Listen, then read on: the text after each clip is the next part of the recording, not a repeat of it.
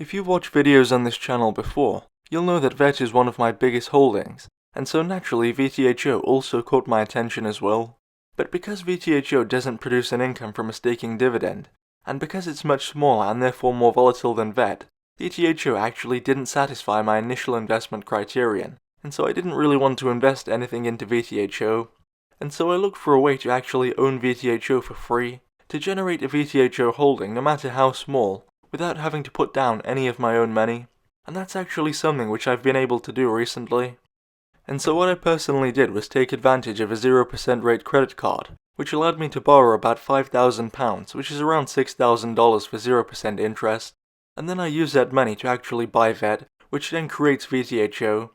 And my thinking at the time was that I'd buy VET for around 17 cents per unit, and then I'd leave it alone to generate VTHO through the staking dividend for as long as possible. And hopefully by the time that I come to sell that VET, I'll have a decent VTHO holding without having to have put down any of my own money. And in addition to this, by that time, although it's obviously not guaranteed, I expect that the market value of VET will be a lot higher than today as well, meaning that I may also have a capital gain from the VET as well. And at the end of it all, I only pay back the initial sum that I borrowed and no interest on top, as it's a 0% deal up to a certain amount. And hey, if you're enjoying this video so far, I want to ask you to subscribe to our channel, as we have a lot more content like this out on a daily basis. Now you may be wondering why I decided to borrow money to invest into crypto, which is of course a highly volatile and therefore risky asset class, and also how this strategy is any different from using personal savings to finance the deal as opposed to borrowed capital. First of all, borrowing to invest isn't always a bad thing, and it all depends upon how you use the borrowed money. If I were to borrow $1,000 and then go out and buy a new television set, or a new piece of furniture, it's a very poor decision to borrow, because neither of those items will produce any income for me, and in either case the product will depreciate in value over time as they become second-hand and older, and therefore worth less money, and I'll be stuck with the debt at the end of it all, plus any interest payments, and so the debt is actually unproductive.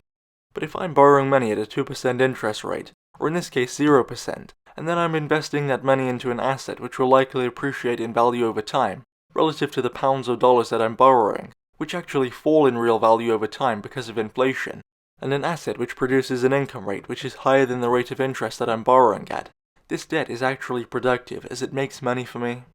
I'm borrowing at 0%, meaning that the VTHO staking dividend is all profit. Even if I were paying 1 or 2% interest, and I were getting a 3 or 4% yield, I'd still be making something in addition to the appreciation of VET.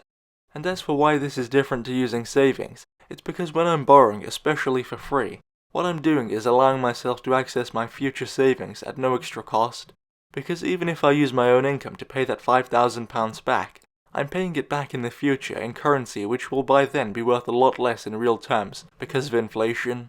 Especially considering how much quantitative easing, which is effectively pumping new money into the economy, is going on here in the UK, and pretty much everywhere else as well.